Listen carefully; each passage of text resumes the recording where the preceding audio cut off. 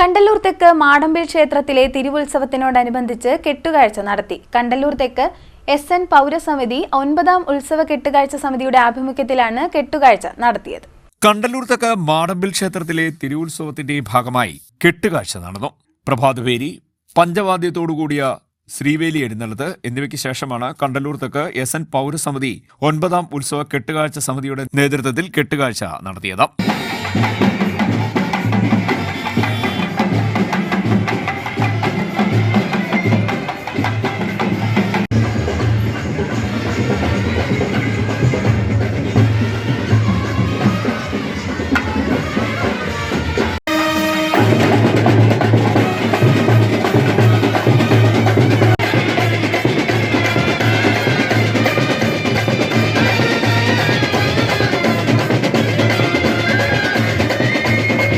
തുടർന്ന് സേവ, ദീപാരാധന, ഒറ്റച്ചണ്ടമേളം, ഇതിഹാസ നൃത്തനാടകം എന്നിവയും അരങ്ങേറി. CDNet news, Kayamkulam.